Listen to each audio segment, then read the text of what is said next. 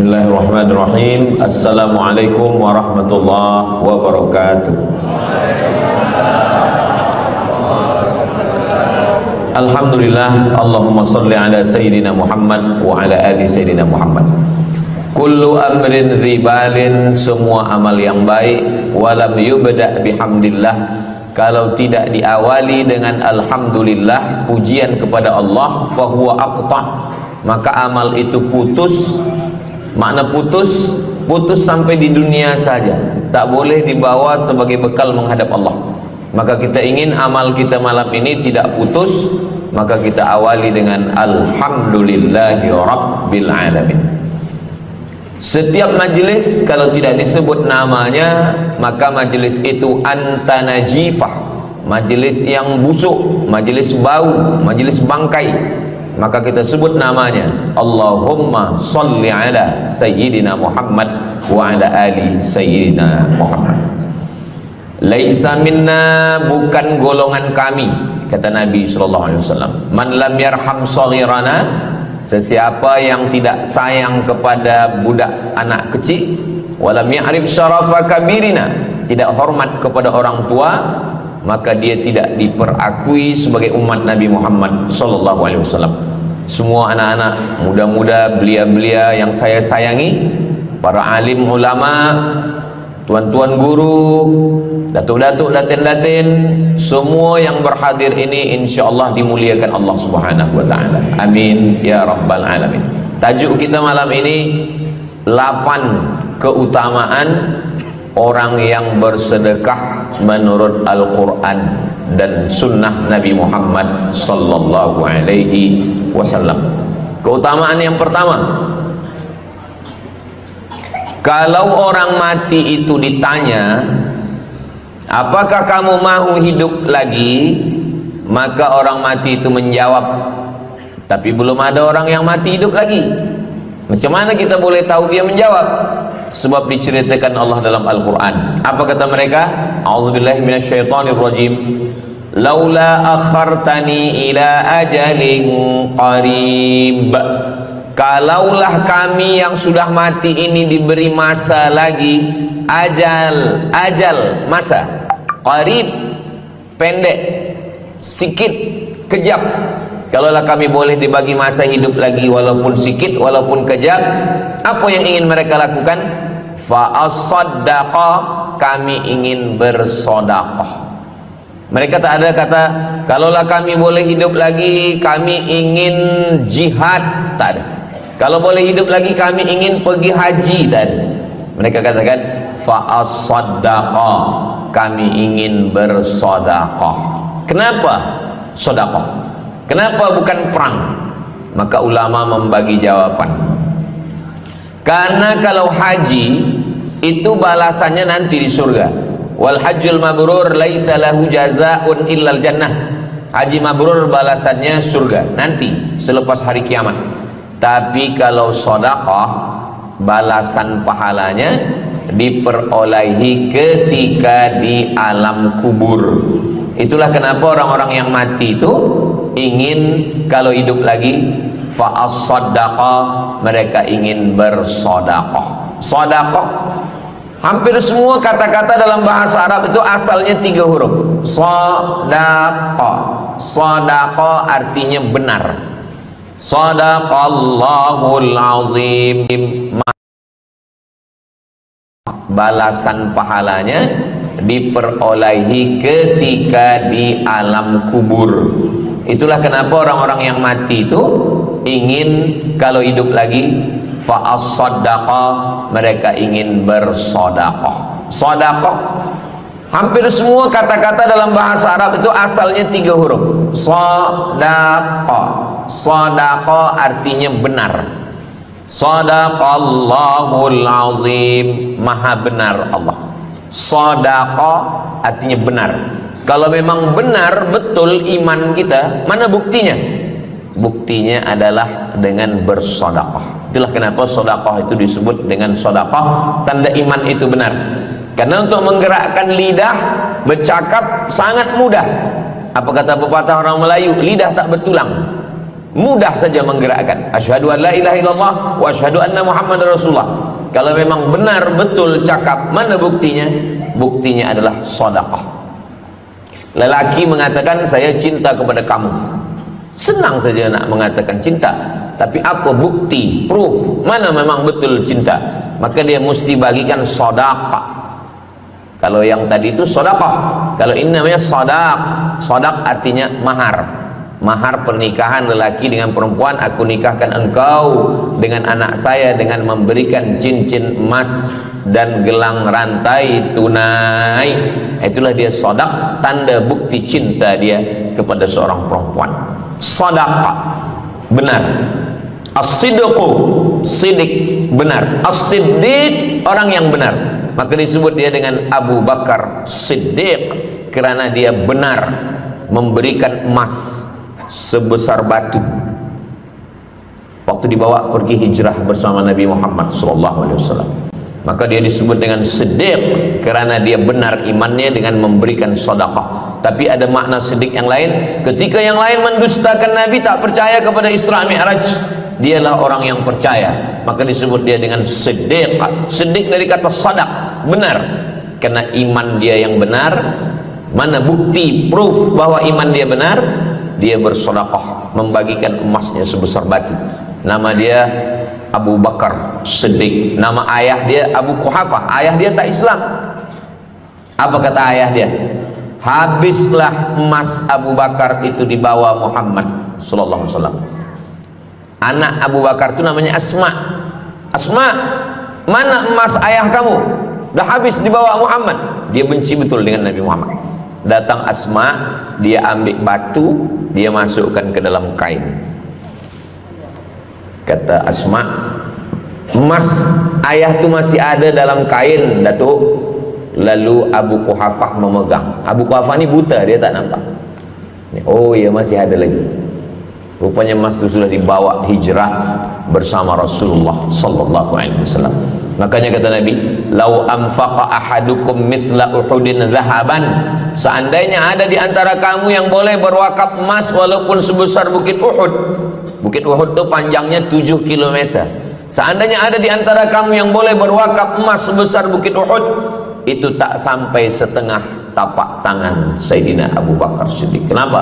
Sebab kalau sekarang ada orang bersedekah banyak, memanglah sekarang sudah aman. Tapi masa itu masa susah, masa payah, Abu Bakar Siddiq menunjukkan bukti keimanannya. Ini keutamaan yang pertama menurut Al-Quran. Kenapa orang bersedekah?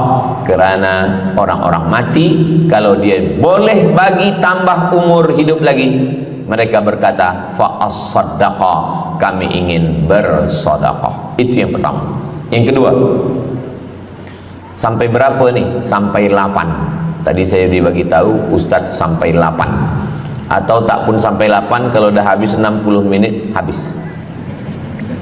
Yang kedua, idzas sama'um fatarat, langit terbelah, wa idzal kawakibun tasarat, planet bertembung, berjatuhan, wa idzal biharu fujirat, lautan diletupkan, tsunami namanya, wa idzal quburu bu'athirat, semua yang dikubur dibangkitkan. Selepas itu kita pun bangkit dari kubur. Innama amruhu idza arada syai'an ayyakula lahu kun fayakun. Bila kita bangkit, tak ada atap, tak ada dinding, tak ada pokok kayu, semua gunung-gunung macam bulu kambing dihembus angin. Wa takunul jibalu kal ihnil manfush, macam bulu kambing dihembus angin. Di mana kita bernaung, di mana kita berlindung? Kata Nabi sallallahu alaihi wasallam. Ini yang kedua. Kullu mri'in tahta zilli sadaqatihi, orang akan bernaung di bawah sedekah. Bukan bernaung di bawah haji, bukan bernaung di bawah sembahyang, bukan bernaung di bawah puasa, tapi tempat bernaung atap adalah sedekah. Tapi jangan sebab kita kaji sedekah malam ni, esok subuh tak sembahyang. Awak tak sembahyang, kita bernaung di bawah sedekah. Betul, memang bernaung di bawah sedekah, tapi tiangnya sembahyang. As-salatu imaduddin, sembahyang, salat itu adalah tiang. daripada agama. Maka tempat kita berlindung, tempat kita bernaung nanti adalah sedekah. Ada yang tenggelam kerana peluh saking panasnya, ada yang tenggelam kerana peluh sampai ke lutut, ada sampai ke pinggang, ada sampai ke leher, ada yang tenggelam habis. Tapi ada orang yang merasa sejuk, selesa. Kenapa? Kullu mri'in tahta zilli sadaqatihi. Orang akan bernaung di bawah sedekah. Orang-orang yang membina masjid, macam mana mahalnya masjid, jutaan ringgit. Maka ketika dia mati menghadap Allah Subhanahu wa taala, semua kepanasan, semua terik, matahari sejengkal dari ubun-ubun kepala. Tapi ada orang yang tahta zilli sadaqatihi, dia akan bernaung di bawah sedekah. Mudah-mudahan panjang umur, Allah bagi kita rezeki supaya kita boleh bernaung di bawah sedekah kita nanti insyaallah. Kita masa siang 12 jam, malam 12 jam. Tapi di akhirat nanti 50,000 sanah, 50,000 tahun. Belum tentu lagi diputuskan di pengadilan Allah Subhanahu wa taala. Datang orang menghadap Nabi Adam. Wahai Adam, kami sudah kepanasan, kami tak tahan di padang mahsyar ini. Kata Nabi Adam, saya malu menghadap Allah. Dulu kata Allah, la taqraba hadhihi syajarah, jangan dekati pokok kuldi, fatakuna minaz zalimin, nanti engkau jadi orang zalim. Fa azallahuma syaitan, tapi digoda syaitan. Lalu kemudian Nabi Adam bertaubat. Doa yang paling tua doa Nabi Adam, Rabbana zalamna anfusana wa illam taghfir lana wa tarhamna lanakunanna minal khasirin. Datang mereka menghadap kepada Nabi Nuh. Cepatlah Nabi Nuh menghadap kepada Allah supaya diputuskan mahkamah ini. Kata Nabi Nuh, saya malu menghadap Allah. Anak saya Kan'an, masa saya panggil, ya bunayya, wahai anak saya Kan'an, irkam ma'ana, ayo mari naik ke atas perahu sampan ayah. Apa kata Kan'an? Sa'awi ila jabali ya'simuni minal ma. Saya naik sampan, saya naik ke atas bukit, saya akan selamat. Rupa-rupanya hujan 40 hari 40 malam, tenggelam. Kita belum lagi 40 hari 40 malam, baru 2 hari buaya dah naik ke jalan. Macam mana 40 hari 40 malam? Maka saat itu, saat anaknya Kan'an akan tenggelam, apa kata Nabi Nuh? Ya Rabbi, ya Allah, inna bani min ahli, itu anakku ya Allah. Allah marah. Apa kata Allah? Innahu laisa min ahlik, dia bukan anakmu. Innahu amalun ghairu salih, karena amal dia tak baik. Nabi Nuh malu menghadap Allah. Datang mereka kepada Nabi Musa alaihissalam. Kata Nabi Musa, saya pun malu menghadap Allah kerana perbuatan Bani Israel, umat saya jahat. Mereka datang menghadap Nabi Isa. Kata Nabi Isa, saya malu menghadap Allah kerana mereka menyembah saya selepas saya meninggalkan mereka. Pada akhirnya mereka datang menghadap Sayyidina wa Maulana wa Syafi'ina Muhammad sallallahu alaihi wasallam. Hanya Nabi Muhammad lah yang berani menghadap Allah. Sebab apa? Sebab dia umatnya. Maka walaupun kita umat yang paling kecil, umur paling pendek, badan paling tidak bertenaga, tapi kita adalah umat yang pertama nanti yang akan diputuskan perkara, dan kita adalah umat yang pertama akan masuk ke dalam surga Allah Subhanahu wa ta'ala. Maka banyak mereka yang ingin menjadi umat Nabi Muhammad. Bahkan Nabi Musa pun ingin menjadi umat Nabi Muhammad sallallahu alaihi wasallam. Masa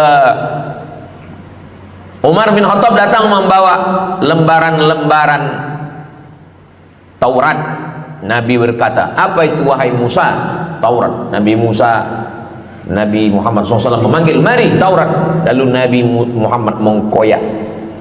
Apa kata Nabi? Lau kana Musa hayyan ma wasa'ahu illa iyattabi'ani. Kalaulah Musa masih hidup, dia pasti akan ikut saya. Dan itu betul pada peristiwa Isra dan Mi'raj. Nabi jadi imam, Nabi Musa jadi makmum, Nabi Isa jadi makmum, Nabi Ibrahim jadi makmum, semua nabi-nabi jadi makmum. Imamnya adalah Sayyidina wa Maulana Muhammad sallallahu alaihi wasallam. Jadi keutamaan yang kedua, kita bernaung di bawah sedekah. Yang ketiga, Shadaqatus sirri tutfi'u ghadabar rabbi kama yatfa'ul ma'an nar. Sedekah memadamkan api neraka seperti air yang memadamkan api. Kita kalau nampak api, mudah-mudahan kita selamat daripada terbakar, amin. Lalu kemudian datang api, kita padamkan dengan air. Lalu kemudian macam mana memadamkan api neraka? Air sebanyak apa yang boleh memadamkan? Maka kata Nabi SAW, keutamaan yang ketiga adalah shadaqatus sirri tutfi'u ghadabar rabbi, sedekah memadamkan api neraka. Jadi kalau kita dulu banyak silap, banyak salah, banyak dosa, kullu bani Adam, semua manusia ini khata'un, semua pernah salah, pernah mabuk, pernah berzina, pernah minum khamar, pernah berjudi. Kalaupun dia tidak buat dosa yang zahir, pernah hasad, pernah dengki, busuk hati. Maka ketika itu macam mana memadamkan murka Allah dengan istighfar, memadamkan dengan sembahyang, solat, sunat, taubat. Ada satu cara lagi. Dengan cara apa? Memadamkannya dengan sedekah. Tutfi'u ghadabar rabbi, memadamkan murka marah Allah Subhanahu wa taala, padam dengan sedekah. Tapi tentu saja sedekah yang ikhlas kerana Allah Subhanahu wa taala. Datang seorang yang sudah banyak dosa menghadap Nabi, menghadap pendeta Yahudi.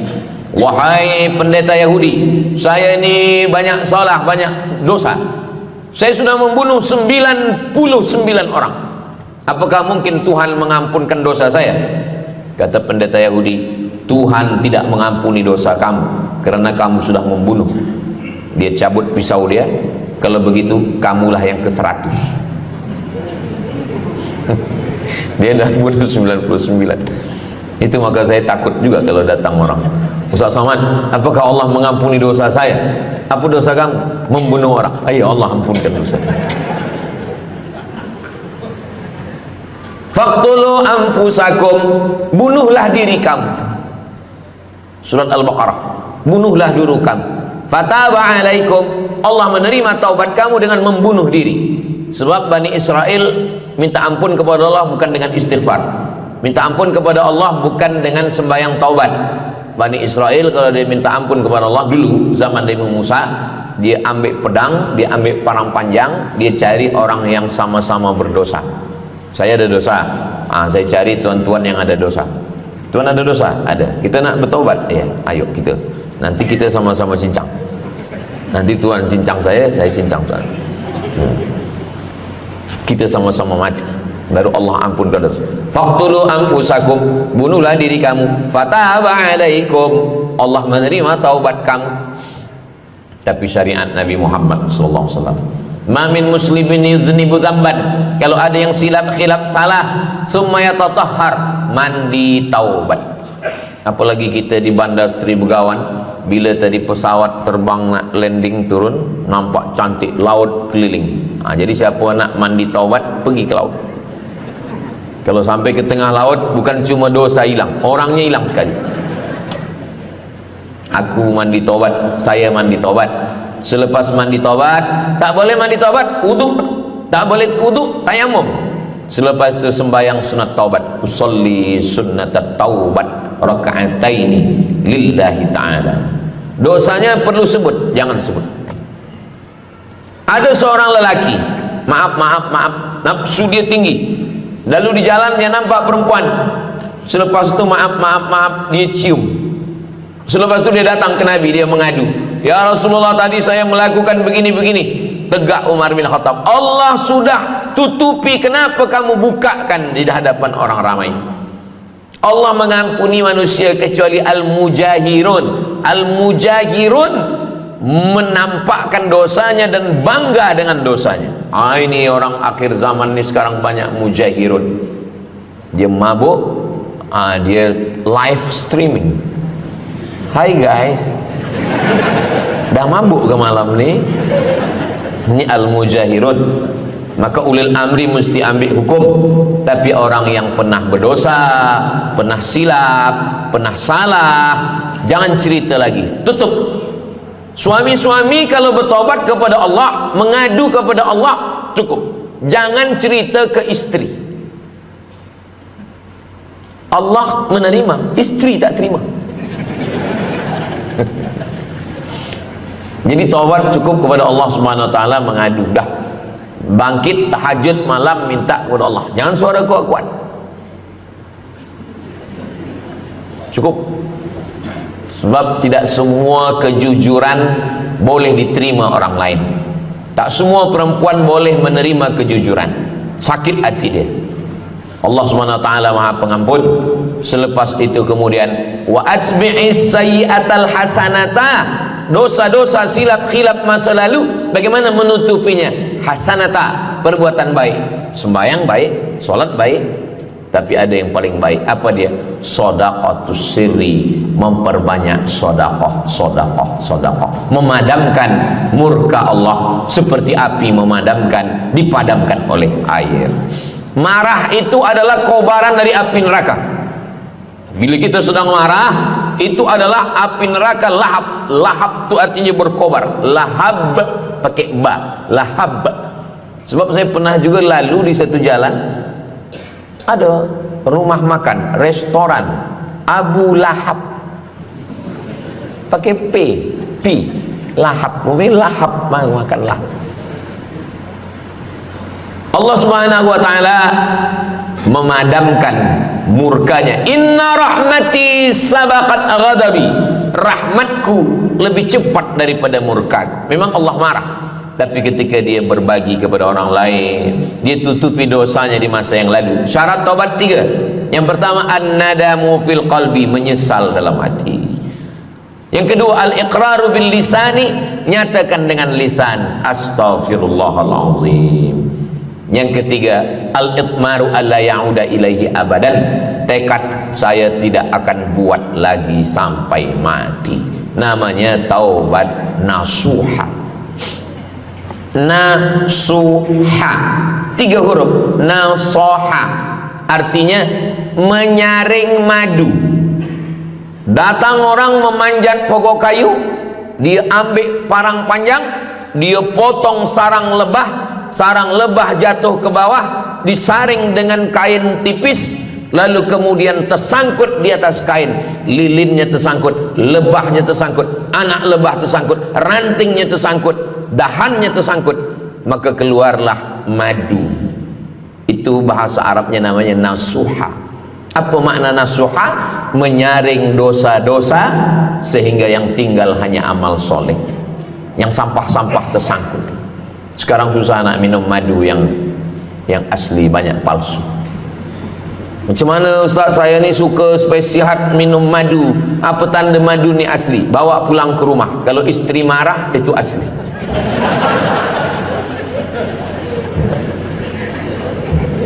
Yang keempat, ini jangan diingat, lupakan. Yang keempat, apa itu keutamaan sedekah?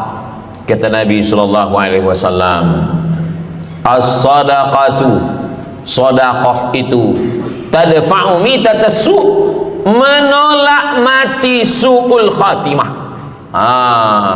Tak ada guna amal elok baik kalau mati dalam keadaan su'ul khatimah. Kita selalu berdoa, Allahumma khtim lana bihusnil khatimah. Maka cara untuk menolak mati su'ul khatimah ini adalah dengan cara sedekah. Banyak orang mati husnul khatimah, bukan ulama, meninggal di dalam Masjidil Haram sedang pakai ihram, selepas tawaf di belakang makam Ibrahim, ketika sedang sujud terakhir. Itulah mati yang paling indah. Dalam wudhu, sedang sembahyang, di sujud terakhir, dalam tanah haram, dalam Masjidil Haram, di belakang makam Ibrahim. Meninggal, dibawa jenazah balik. Orang datang bertanya kepada ibunya, dia masih pemuda belia, apakah dia ulama? Dia bukan ulama. Kenapa dia mulia betul? Apakah dia pernah perang ke Palestina? Tidak. 2-3 hari selepas itu datang satu perempuan membawa budak kecil. Kamu siapa? Kami adalah orang yang tiap bulan dapat kiriman beras, minyak dan makanan dari pemuda ini. saya maaf seorang janda, ini anak-anak saya, dan dia selalu bagikan uang dia untuk makankan. Jadi nanti kalau ada orang meninggal, tiba-tiba selepas itu datang janda membawa anak, itu tanda husnul khatimah. Sebab dia belum menikah, dia masih lajang. Allah menunjukkan bahwa kalau engkau berbuat sedekah, maka Allah Subhanahu wa taala memberikan keutamaan husnul khatimah. Bukan setakat diselamatkan dari su'ul khatimah, tapi mendapatkan husnul khatimah. Ada seorang dari Maghribi, dari Maroko, Mesir, Libya, Tunisia, Algeria, Maghribi. Orang Maghribi ini bermimpi. Dalam mimpinya dia berjumpa dengan Nabi Muhammad SAW. Kata Nabi, engkau pergi ke Saudi Arabia, cari di kampung ini, nanti engkau jumpai seorang pemuda, sampaikan salamku kepada dia, katakan dia penghuni surga. Malam pertama mimpi, iya ke? Tidak ke? Jangan-jangan syaitan. Tak betul. Malam kedua mimpinya sama. Engkau pergi ke Saudi Arabia, datangi kampung ini, jumpai seorang pemuda namanya si fulan, bagi tahu ke dia, salamku untuk dia, sampaikan kepada dia bahwa dia penghuni surga. Nah, 2 kali ini udah agak kuat. Tunggu 3 kali, sampai 3 malam mimpinya sama. Akhirnya orang Maghrib ini terbang dari Casablanca sampai ke Jeddah. Dari Jeddah dia cari kampung yang disebut dalam mimpi, sampai itu dia cari pemuda. Adakah di kampung ini seorang pemuda namanya si fulan? Betul. Dia tengok biasa saja, bukan ulama, bukan macam Musa Abdul Somad. Tak mungkin mimpi salah 3 kali betul-betul. Lalu disampaikan kepada dia, fulan, saya 3 malam bermimpi Rasul SAW menyampaikan salam kepada engkau, Assalamualaikum. Kata Nabi, engkau adalah penghuni surga. Dia pun terkejut. Saya bukan ulama, saya orang biasa. Apa amal kamu? Sembahyang saya biasa saja, puasa sunat saya biasa saja. Hanya saja saya tak pernah menyimpan hasad dendam, dan saya selalu membagikan uang kepada fakir miskin, anak yatim dan du'afa.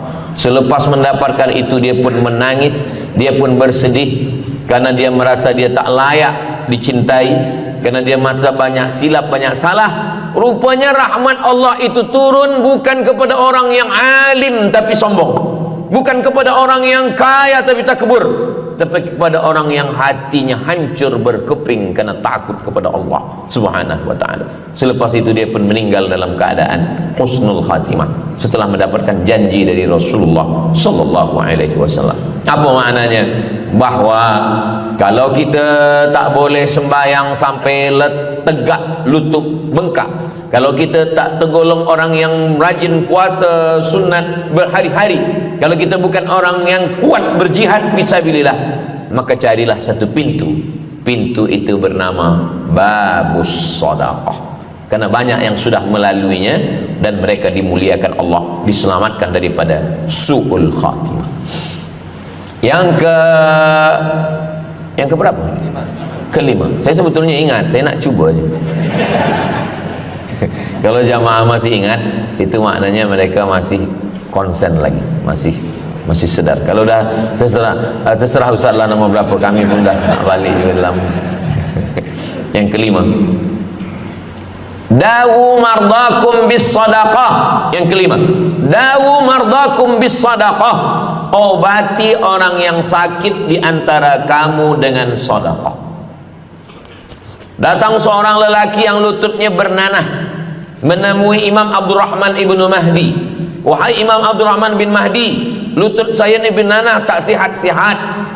Kata Imam Abdurrahman bin Mahdi, saya ingat satu hadis Rasulullah, dawu mardakum bis sadaqah. Cuba engkau cari kampung yang di kampung itu tak ada air, kamu buat perigi. Perigi, di kampung saya namanya perigi. Lalu dia pun pergi ke kampung yang tak ada air, dia galikan perigi. Selepas itu sehari, 2 hari, 3 hari, sepekan, sebulan, lutut dia sihat kering, dia datang lagi kepada Imam Abdurrahman Ibnu Mahdi. Alhamdulillah Imam Abdurrahman Ibnu Mahdi, lutut saya sudah sihat. Apa hubungan lutut dengan sedekah? Rupanya setiap orang yang mengambil air untuk minum, untuk berwudu, untuk mandi, untuk memasak, selepas itu mereka berdoa, ya Allah, berikanlah kebaikan kepada orang yang sudah membagikan air ini. Doa silahul mu'min, doa senjatanya orang beriman. Kisah ini ada dalam kitab Sa'ah wa Sa'ah, Ajaib wa Taraif. Semua ada saatnya. Beberapa kisah-kisah yang ajaib diceritakan oleh Syekh Abu Amr Al-Misri dalam judul buku Sa'ah wa Sa'ah, Gharaib wa Taraib. Sudah diterjemahkan ke dalam bahasa Melayu, judulnya Semua Ada Saatnya. Nama penerjemahnya Abdul Somad. Boleh dicari di google.com. Semua ada saat. Lalu kemudian saya sampaikan hadis ini di masjid. Dawu mardakum bis sadaqah. Obatilah orang yang sakit di antara kamu dengan sedekah. Selepas itu saya turun dari masjid, saya pergi ke kereta, di parking, datang seorang jamaah. Memang yang Ustaz sampaikan tadi betul. Kata saya, memang betul. Takkan saya sampaikan tak betul? Apa maksud awak? Betul. Istri saya kena sakit kista sebesar duit di dalam rahim dia. Kata doktor, ini mesti diambil, kalau tidak dia makin besar makin besar. Tapi kalau diambil, dicabut, operate, nanti akan tercabut rahim sekali. Dan kalau rahim tercabut, maka nanti tidak boleh mengandung. Mendengar itu istrinya menangis, suaminya tersenyum. Yang senyum budak kecil pula. Lalu kemudian rupanya istri dia tahu tentang hadis Nabi, dawu mardakum bis sadaqah, obatilah orang yang sakit dengan bersedekah. Maka dia pun bersedekah.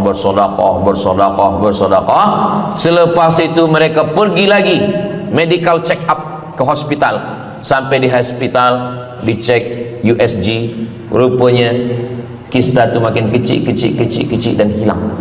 Doktor tu pula bertanya balik, awak makan apa? Saya makan nasi, kata dia. Minum apa? Minum teh tarik. Saya amalkan hadis Nabi Muhammad SAW, dawu mardakum bis sadaqah. Kata doktor, awak tak perlu operate, dan ini tidak perlu dibelah, dan rahim awak masih boleh mengandung. Istrinya tersenyum, lakinya pula menangis. Begitulah Allah Subhanahu wa ta'ala. Syekh Abu Amr Al-Misri bercerita tentang seorang perempuan di Saudi Arabia. Dia pergi ke Amerika. Kata doktor di Amerika, kamu sudah balik ke rumah, makan kenyang, tidur lelap.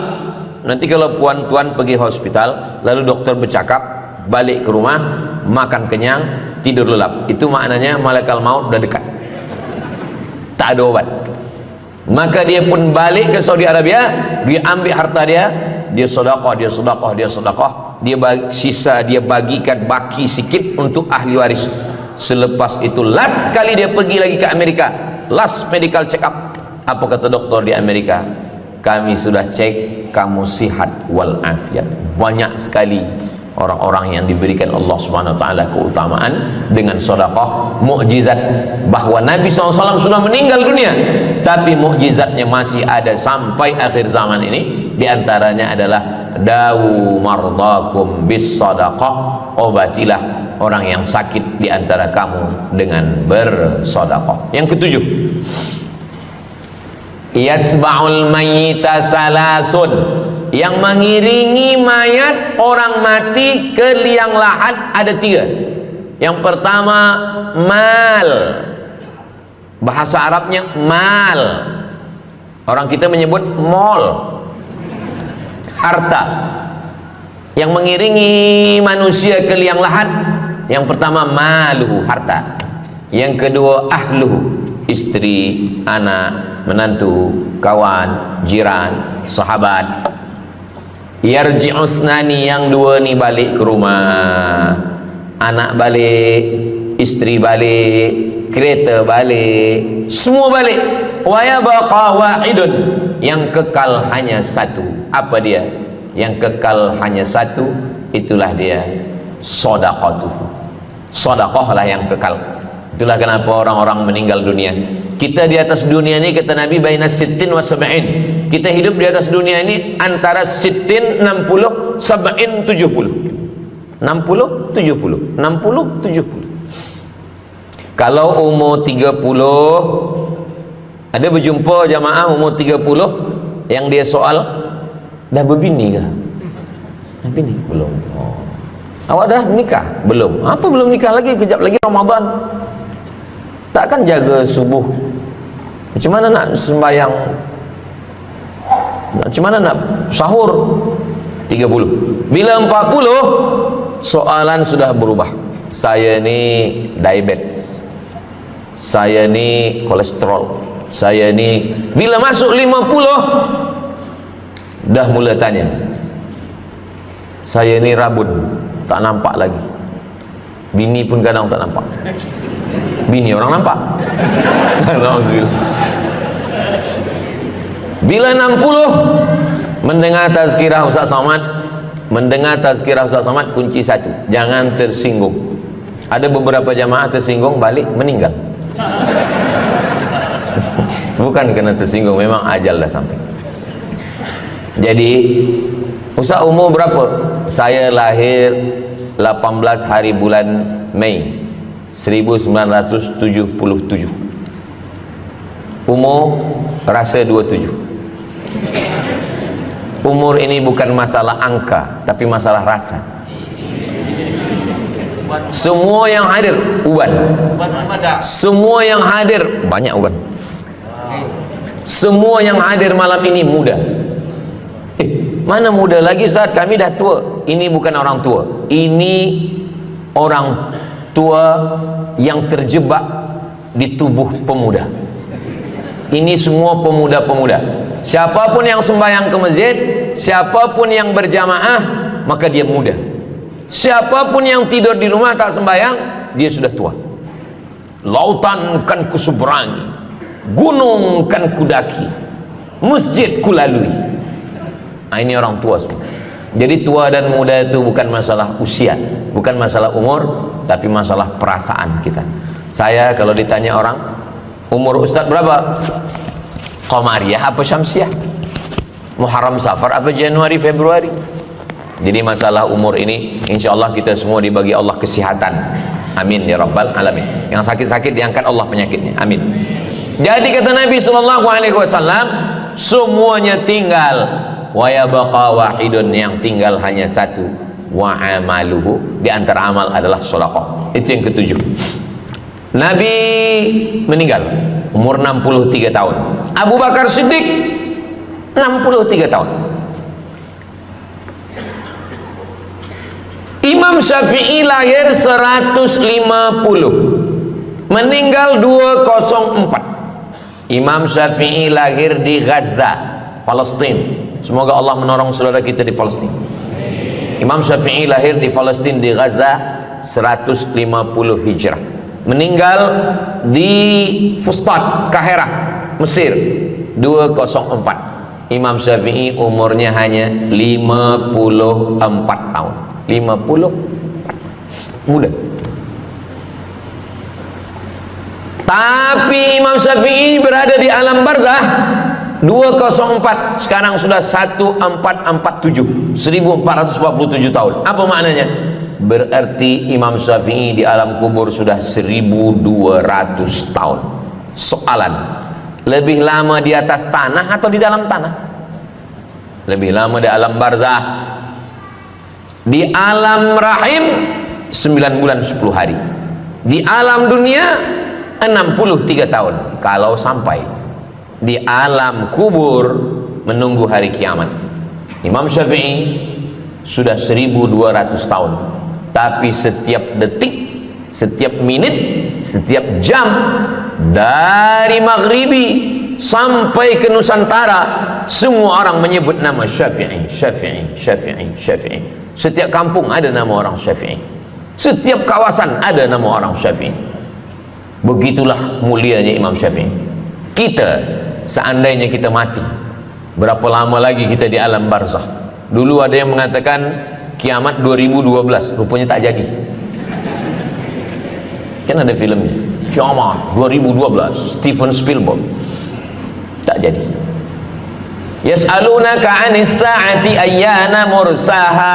Mereka bertanya kepadamu tentang hari kiamat. Qul, katakan, la ya'lamuha illa, yang tahu hanya Allah Subhanahu wa ta'ala.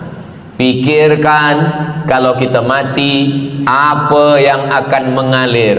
Rumah kita dijual, anak kita dibagi-bagi kepada ahli waris, kereta kita dijual semuanya. Tapi orang yang membina masjid di Brunei Darussalam, masjid dah cantik-cantik, besar-besar, elok-elok. Tadi kami cerita tentang Muslim yang ada di Kamboja, yang ada di Vietnam, yang ada di Myanmar, kesusahan, kepayahan, yang ada di Palestin. Itu kalau kita tolong, mengalir sampai hari kiamat. Kita fikirkan apa yang akan mengalir selepas kita mati menghadap Allah Subhanahu wa ta'ala. Di antara yang pasti mengalir, anak belum tentu. Waktu kita hidup dia soleh, selepas kita mati dia stres. Na'udzubillah. Mudah-mudahan anak-anak kita semua anak-anak yang soleh-soleh. Tapi yang pasti adalah sedekah. Maka kita siapkan sedekah menolong agama Allah Subhanahu wa ta'ala. Yang ke-8, kata Nabi sallallahu alaihi wasallam, idza matal insan, hadisnya ada dalam Sahih Muslim. Idza matal insan, ada orang yang membaca hadis ini idza mata ibnu Adam. Idza mata ibnu Adam itu terjemah, bukan bunyi teks. Bunyi teksnya idza matal insan, kalau manusia mati, inqata'a, putus. Tapi banyak yang salah faham tentang hadis nih.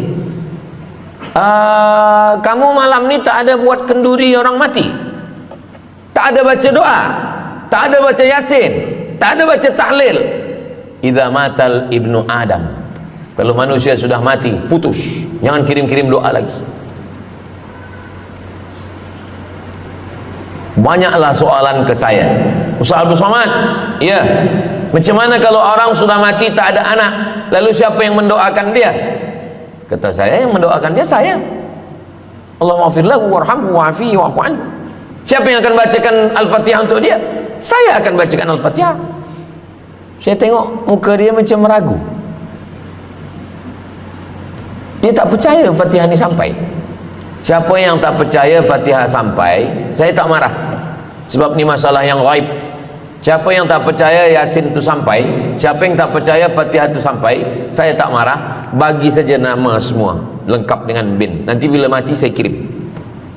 Bila tak sampai, cepat-cepat bagi tahu. Idza matal insan, kalau manusia mati, inqata'a amaluhu, yang putus tu amal dia, amal yang mati itu. Misal ini ada orang mati, namanya Abdul Somad. Nanti kalau saya sebut nama lain tersinggung pula. Ada orang mati namanya Abdul Somad. Idza matal insan, kalau Abdul Somad ni mati, inqata'a amaluhu, maka yang putus tu amal dia. Amal Abdul Somad ni yang putus. Amal orang Brunei untuk Abdul Somad putus atau tak putus? Tidak putus. Datang berita, mereka tengok di Instagram Abdul Somad, Ustadz Abdul Somad Official. Bagi yang belum follow, cepat follow. Dapat berita Ustadz Somad sudah meninggal.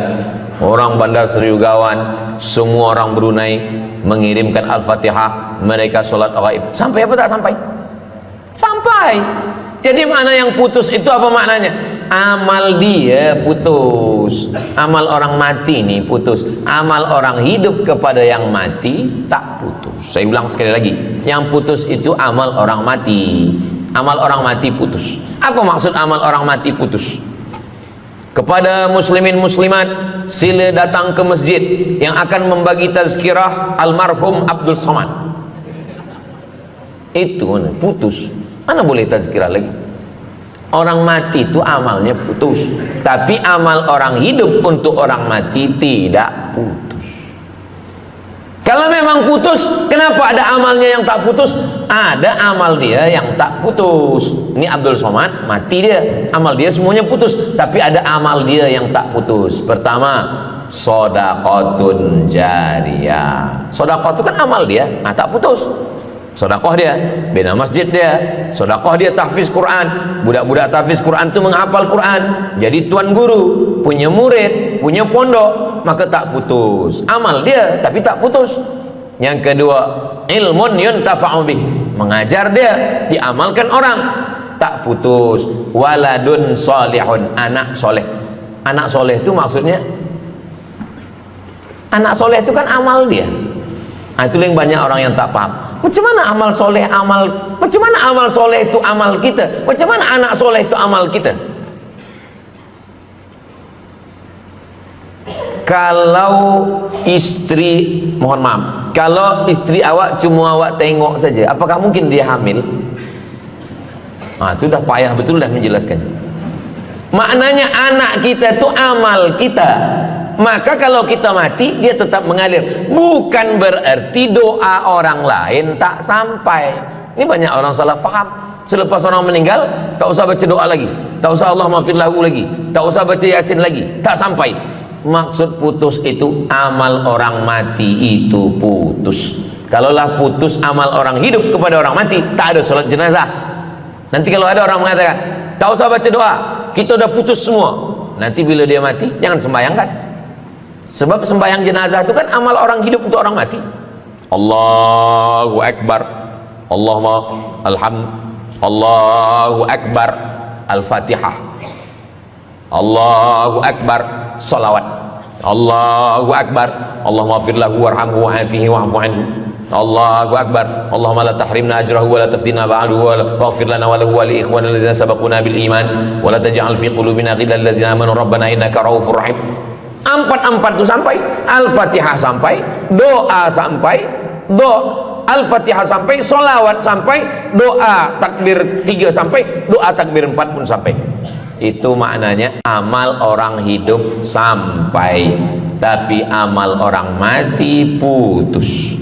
Apakah orang mati itu tetap beramal? Orang mati tetap beramal, tapi katanya putus. Yang putus itu amal wajib. Sholat wajib, tak wajib lagi. Puasa wajib, tak wajib lagi. Adapun amal yang tak wajib, makanya kalau ada suami yang tak mau amal wajib, suruhlah dia mati.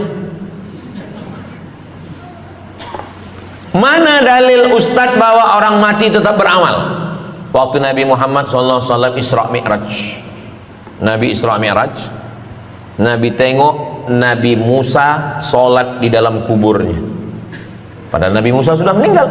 Itu menunjukkan orang meninggal pun beribadah, tapi ibadah dia tidak wajib lagi. Waktu sampai di Masjidil Aqsa, Nabi Ibrahim sholat, Nabi Musa sholat, Nabi-Nabi sholat, padahal mereka sudah meninggal dunia. Itu menunjukkan bahwa orang mati beribadah, tapi ibadahnya tidak wajib. Yang kita wajib ini hanya dari akil baligh sampai kita mati. Siapa yang wajib sembahyang? Akil baligh. Siapa yang wajib puasa? Akil baligh. Siapa yang wajib haji? Akil baligh mampu. Ada orang akil, ada orang baligh tapi tak akil. Umur 15 tahun, 20 tahun, 30 tahun, baligh umurnya sampai tapi tak akil, tak ada akal. Rufi'al qalam, kertas, pena dia terangkat, tak mencatat. Ada 3 orang yang penanya tak mencatat. Yang pertama, anis sobi hatta yahtalim, budak kecil sampai dia mimpi akil balik. Yang kedua, anin naim hatta yastayqiz, orang tidur sampai dia terjaga. Yang pertama, budak kecil sampai akil balik. Maka kalau nak nakal waktu kecil itulah. Menyesal saya Ustaz, waktu kecil dulu baik-baik. Yang kedua, anin naim hatta yastayqiz, orang tidur sampai dia jaga tidur. Makanya kalau nak buat dosa, waktu tidur lah. Ada seorang suami tidur, selepas itu dia terjaga, dia katakan ke istri dia, Adinda, buah hati belayan jiwa, siang dan malam terbayang-bayang, makan tak kenyang, tidur tak lelap. Abang bermimpi malam tadi. Mimpi apa? Mimpi berbini lagi. Kata istri dia, engkau tidur lagi, mimpi lagi, ceraikan dia. Macam mana nak tidur lagi? Begitulah. Tapi perempuan ini tak ada di Brunei, di kampung saya. Sini baik-baik. Orang tidur, dia tidak boleh dihukum, sebab mimpi kita tak boleh buat-buat. Anil naim hatta yastayqis, orang tidur sampai dia jaga tidur. Anil majnun hatta yafiq, orang gila sampai sehat. Orang gila tak diambil hukum, tak wajib sembahyang, tak wajib puasa. Itu maka kadang isteri kalau ada lelaki tak sembahyang, abang ni gila ke? Kata, aku tergila-gila dengan kamu sayang. Jadi siapa yang wajib? Macam mana dengan orang yang pikun, hilang ingatan? Hilang ingatan bila dari mula zuhur azan sampai waktu asar habis, ingatan dia hilang, maka dia tak wajib sembahyang. Tapi bila dia ingat sekejap, dia wajib lagi.